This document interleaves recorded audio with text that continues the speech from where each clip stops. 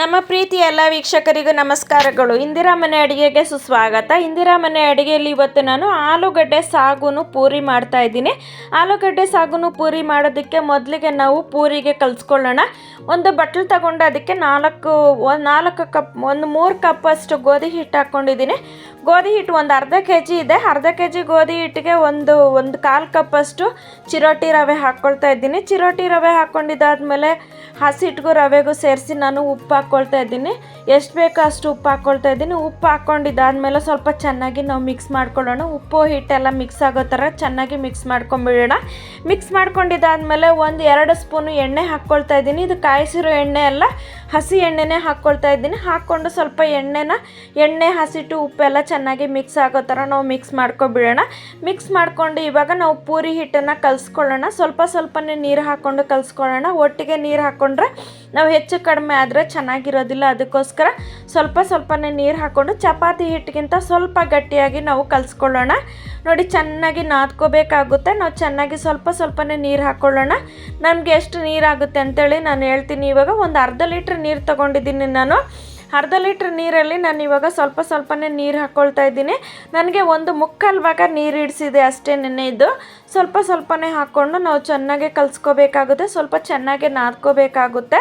ನೋಡಿ ಯಾವ ಥರ ನಾದ್ತಾ ಇದೆ ಅಂತೇಳಿ ಗಟ್ಟಿಯಾಗಿ ನಾವು ನಾದ್ಕೋಬೇಕಾಗುತ್ತೆ. ನೋಡಿ, ಇನ್ನೂ ಸ್ವಲ್ಪ ಹಸಿಟ್ಟಿದೆ. ಇನ್ನೂ ಸ್ವಲ್ಪ ಹಸಿಟ್ಟಿಗೆ ಒಂದು ಚೊಟ್ಟು ನೀರು ಹಾಕ್ಕೊಂಡು ನಾವು ಚೆನ್ನಾಗಿ ಕಲಿಸ್ಕೊಂಬಿಡೋಣ. ಕಲಿಸ್ಕೊಂಡಿದ್ದಾದಮೇಲೆ ನಾವು ಇವಾಗ ಚೆನ್ನಾಗಿ ನಾದ್ಕೋಬೇಕಾಗುತ್ತೆ. ಚೆನ್ನಾಗಿ ಕೈ ಅಮ್ಕಿ ನಾವು ನಾದ್ಕೋಬೇಕಾಗುತ್ತೆ. ಸ್ವಲ್ಪನೂ ನಮಗೆ ಕೈಗೆ ಹಸಿಟ್ಟು ಅಂಟದೇ ಇರೋ ಥರ ನಾವು ನಾದ್ಕೋಬೇಕಾಗುತ್ತೆ. ಪಾತ್ರೆಗೂ ಅಂಟಬಾರ್ದು, ಕೈಗೂ ಅಂಟ್ಕೋಬಾರ್ದು. ಆ ಥರ ನಾವು ನಾದ್ಕೋಬೇಕಾಗುತ್ತೆ. ಇನ್ನು ಸ್ವಲ್ಪ ಇದೆ ನೋಡಿ, ಅದಕ್ಕೆ ಇನ್ನೊಂದು ಚೊಟ್ಟು ನೀರು ಬಿಟ್ಕೊಂಡು ನಾನು ಹಸಿಟ್ಟನ್ನ ಕೂಡ ಸೇರಿಸ್ಕೊಂಡು ನಾನು ನೋಡಿ ಚಪಾತಿ ಕಲ್ಲು ಮೇಲೆ ಹಾಕ್ಕೊಂಡು ನಾನು ಚೆನ್ನಾಗಿ ನಾದ್ಕೋತಾ ಇದ್ದೀನಿ. ನಾವು ಚೆನ್ನಾಗಿ ನಾದ್ಕೊಂಡು ನಾವು ಸ್ಮೂತಾಗಿ ಹಸಿಟ್ಟು ಸ್ಮೂತ್ ಆಗಬೇಕು. ಆ ಥರ ನಾವು ನಾದ್ಕೊಂಡು ನಾವು ಒಂದು ಬಟ್ಲಿಗೆ ಹಾಕೊಂಡು ನಾವು ಸ್ವಲ್ಪ ಹೊತ್ತು ಮುಚ್ಚಿಟ್ಬಿಡೋಣ. ಒಂದು 10-15 ನಿಮಿಷ ನೆಂದರೆ ಸಾಕಾಗುತ್ತೆ. ನಾವು ಇವಾಗ ಹಸಿಟ್ಟು ನೆನೆಯೋಷ್ಟರಲ್ಲಿ ನಾವು ಸಾಗು ಮಾಡ್ಕೊಂಬಿಡೋಣ. ಸಾಗು ಮಾಡೋದಕ್ಕೆ ನಾನೊಂದು ಬಾಣಲಿ ತೊಗೊಂಡಿದ್ದೀನಿ. ಬಾಣಲಿಗೆ ನಾನು 3 ಸ್ಪೂನ್ ಎಣ್ಣೆ ಹಾಕ್ಕೊಂಡಿದ್ದೀನಿ. ಇದಕ್ಕೆ ಎಣ್ಣೆ ಜಾಸ್ತಿ ಹಿಡಿಯೋದಿಲ್ಲ. ನಾನು ಒಂದು ಅರ್ಧ ಸ್ಪೂನು ಸಾಸಿವೆ ಹಾಕ್ಕೊಂಡಿದ್ದೀನಿ. ಸಾಸಿವೆ ಹಾಕ್ಕೊಂಡಿದ್ದಾದಮೇಲೆ 1/4 ಸ್ಪೂನಷ್ಟು ಜೀರಿಗೆ ಹಾಕ್ಕೊಳ್ಳೋಣ. ಸಾಗುಗೆ ಜೀರಿಗೆ ಹಾಕಿದ್ರೆ ತುಂಬ ಟೇಸ್ಟಾಗಿರುತ್ತೆ. ಸಾಗುಗೆ ಜೀರಿಗೆನೇ ಮೇಯ್ನಾಗಿ ಬೇಕಾಗುತ್ತೆ. 1 ಟೀ ಸ್ಪೂನಷ್ಟು ಕಡಲೆಬೇಳೆ ಹಾಕ್ಕೊಂಡಿದ್ದೀನಿ. ಕಡಲೆಬೇಳೆ ಹಾಕ್ಕೊಂಡಿದ್ದಾದಮೇಲೆ ಸ್ವಲ್ಪ ಫ್ರೈ ಆಗಲಿ. ಸ್ವಲ್ಪ ಸಾಸಿವೆ ಎಲ್ಲ ಸಿಡ್ದಾದ್ಮೇಲೆ ಒಂದು ದೊಡ್ಡ ಈರುಳ್ಳಿನ ಸಣ್ಣದಾಗಿ ಉದ್ದಕ್ಕೆ ಹೆಚ್ಚಿ ಹಾಕ್ಕೊಂಡಿದ್ದೀನಿ ನಾನು. ಸ್ವಲ್ಪ ಕರಿಬೇವಿನ ಸೊಪ್ಪು ಕೂಡ ಹಾಕ್ಕೊಂಡಿದ್ದೆ. ಕರಿಬೇವಿನ ಸೊಪ್ಪು ಕೂಡ ಹಾಕ್ಕೊಂಡಿದ್ದಾದಮೇಲೆ ಒಂದು 10 ಹಸಿಮೆಣ್ಸಿನ್ಕಾಯಿನ ನಾನು ಸಣ್ಣದಾಗಿ ಪೊಡಿಯಾಗಿ ಕಟ್ ಮಾಡಿ ಹಾಕ್ಕೊಂಡಿದ್ದೀನಿ. ಕಟ್ ಮಾಡಿ ಹಾಕ್ಕೊಂಡಿದ್ದಾದಮೇಲೆ ಒಂದು ಚಿಟಿಕೆ ಅಷ್ಟು ಅರಿಶಿನ ಪುಡಿ ಹಾಕ್ಕೊಂಡಿದ್ದೀನಿ. ತುಂಬ ಅರಿಶಿನ ಪುಡಿ ಹಾಕಿದ್ರೆ ಚೆನ್ನಾಗಿರೋದಿಲ್ಲ, ಅರಿಶಿನ ವಾಸನೆ ಬಂದುಬಿಡುತ್ತೆ. ಅದಕ್ಕೋಸ್ಕರ ಇವಾಗ ಸ್ವಲ್ಪ ಚೆನ್ನಾಗಿ ನಾವು 1-2-3 ನಿಮಿಷ ನಾವು ಈರುಳ್ಳಿನ ಫ್ರೈ ಮಾಡ್ಕೊಂಬಿಡೋಣ. ಈರುಳ್ಳಿ ಫ್ರೈ ಮಾಡ್ಬೇಕಾದ್ರೆ ನಾವು ಉಪ್ಪು ಹಾಕ್ಕೊಂಬಿಡೋಣ. ಉಪ್ಪು ಹಾಕ್ಕೊಂಡಿದ್ದಾದಮೇಲೆ ಸ್ವಲ್ಪ ಚೆನ್ನಾಗಿ ತಿರುಗಿಸ್ಕೊಂಡಿದ್ದೀನಿ ನಾನು. ಸ್ವಲ್ಪ ಚೆನ್ನಾಗಿ ತಿರುಗಿಸ್ಕೊಂಡಿದ್ದಾದಮೇಲೆ ನಾನು ಇವಾಗ 4 ಸ್ವಲ್ಪ ದೊಡ್ಡ ಆಲೂಗಡ್ಡೆನೇ ನಾನು ಚೆನ್ನಾಗಿ ಬೇಯಿಸ್ಕೊಂಡು ನಾನು ಇವಾಗ ಅದನ್ನು ಆಲೂಗಡ್ಡೆನ ಹಿಸ್ಕಿ ಇಟ್ಕೊಂಡಿದ್ದೀನಿ. ಆಲೂಗಡ್ಡೆ ಹಿಸ್ಕಿ ಇಟ್ಟಿರೋದನ್ನು ಇವಾಗ ನಾವು ಸ್ಮ್ಯಾಶ್ ಮಾಡಿ ಇಟ್ಕೊಂಡಿದ್ದೀನಿ. ಸ್ಮ್ಯಾಶ್ ಮಾಡಿ ಇಟ್ಕೊಂಡಿರೋದಕ್ಕೆ ನಾವು ಸ್ವಲ್ಪನೇ ನೀರು ಹಾಕ್ಕೊಂಡು ನಾವು ತಿರುಗಿಸ್ಕೋಬೇಕಾಗುತ್ತೆ. ಸಾಗುಗೆ ಸ್ವಲ್ಪ ನೀರಾಗಿರ್ಬೇಕು. ಅದಕ್ಕೋಸ್ಕರ ಸ್ವಲ್ಪ ನಾನು ಒಂದು ಅರ್ಧ ಗ್ಲಾಸಷ್ಟು ನೀರು ಹಾಕಿದ್ದೀನಿ. ಅರ್ಧ ಗ್ಲಾಸ್ ನೀರು ಇಡಿಸಿದೆ ಅಷ್ಟೇ ನನಗೆ.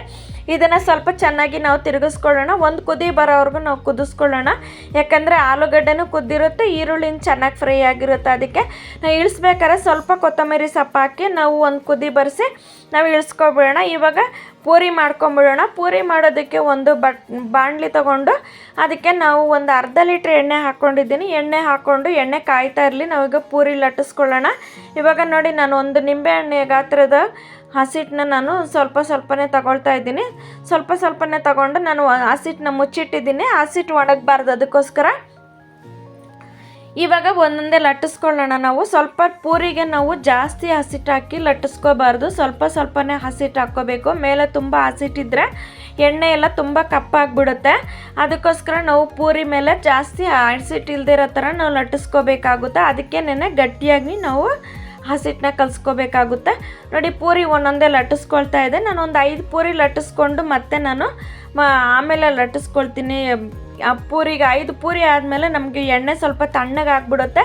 ಎಣ್ಣೆ ಸ್ವಲ್ಪ ಚೆನ್ನಾಗಿ ಕಾಯ್ತಾ ಇದೆ. ಇವಾಗ ಪೂರಿ ಲಟ್ಟಿಸ್ಕೊಂಡು ಆಗಿದೆ ನೋಡಿ. ನಾನು ಇದೊಂದು ಪೂರಿ ಲಟ್ಟಿಸ್ಕೊಂಡು ಮತ್ತೆ ನಾನು ಇವಾಗ ಎಣ್ಣೆ ಕರಿಯೋದಕ್ಕೆ ಎಣ್ಣೆ ಇಟ್ಟಿದೆ. ಎಣ್ಣೆ ಕಾಯ್ತಾ ಇದೆ. ಇವಾಗ ಪೂರಿ ಎಲ್ಲ ಲಟ್ಟಿಸ್ಕೊಂಡು ಆಗಿದೆ. ಇವಾಗ ಪೂರಿ ಎಲ್ಲ ಲಟ್ಟಿಸ್ಕೊಂಡಾಗಿದೆ. ಮಿಕ್ಕಿರೋ ಹಸಿಟ್ಟನ್ನ ನಾನು ಮುಚ್ಚಿಟ್ಬಿಟ್ಟು ನೋಡಿ ಇವಾಗ ಎಣ್ಣೆ ಕಾಯ್ದಿದೆ ನೋಡಿ ಯಾವ ಥರ ಹೊಗೆ ಬರ್ತಾ ಇದೆ ಅಂತ. ನಾವು ಪೂರಿನ ಹಾಕಿ ನಾವು ಸ್ವಲ್ಪನೇ ಪ್ರೆಸ್ ಮಾಡಿ ನಾವು ಅದ್ರ ಮೇಲೆಲ್ಲ ಎಣ್ಣೆ ಬರೋ ಥರ ಆಗಿ ಪೂರಿ ರೆಡಿಯಾಗಿದೆ. ಇವಾಗ ಪೂರಿ ನೋಡಿ ಇನ್ನೂ ಒಂದು ಪೂರಿ ಹಾಕಿ ತೋರಿಸ್ತಾ ಇದ್ದೀನಿ ನೋಡಿ ಯಾವ ಥರ ಉಬ್ಬಿ ಬರ್ತಾ ಇದೆ ಅಂತ. ಪೂರಿ ನಾವು ಚಿರೋಟಿ ರವೆ ಹಾಕಿ ಸ್ವಲ್ಪ ನೆನೆಸಿದಾಗ ನೀವು ಬೇಕಾದ್ರೆ ಸ್ವಲ್ಪ ಮೊಸರು ಕೂಡ ಹಾಕ್ಕೊಂಡು ನೀವು ಹಸಿಟ್ಟಿಗೆ ಕಲಿಸ್ಕೊಂಡಾಗ ಇನ್ನೂ ಸ್ಮೂತಾಗಿ ಬರುತ್ತೆ ನೋಡಿ. ಇವಾಗ ಹೇಗಿದೆ ಅಂತ ಇದನ್ನು ಚಪಾತಿ ಕೂಡ ನಾವು ಲಟ್ಟಿಸ್ಕೋಬೋದು. ಪೂರಿ ರೆಡಿಯಾಗಿದೆ, ಸಾಗು ರೆಡಿಯಾಗಿದೆ. ನೀವು ಮನೇಲಿ ಮಾಡಿ ನೋಡಿ ಹೇಗೆ ಅನ್ನಿಸ್ತು ಅಂತ ನಮಗೆ ಕಮೆಂಟ್ ಬಾಕ್ಸಲ್ಲಿ ತಿಳಿಸಿ. ನಮ್ಮ ವಿಡಿಯೋನ ಮೊದಲನೇ ಟೈಮ್ ನೋಡ್ತಿದ್ರೆ ಯಾರಾದರೂ ಸಬ್ಸ್ಕ್ರೈಬ್ ಮಾಡಿ ಬೆಲ್ ಬಟನ್ ಒತ್ತಿ ನಮಗೆ ಕಮೆಂಟ್ ಮಾಡೋದನ್ನು ಮರಿಬೇಡಿ ವೀಕ್ಷಕರೇ. ನಿಮ್ಮ ಫ್ರೆಂಡ್ಸ್ಗೆ ಶೇರ್ ಮಾಡಿ. ನಮ್ಮ ವಿಡಿಯೋನ ಸ್ಕಿಪ್ ಮಾಡದೆ ನೋಡಿದ್ದಕ್ಕಾಗಿ ಧನ್ಯವಾದಗಳು ವೀಕ್ಷಕರೇ. ನಮಸ್ಕಾರಗಳು.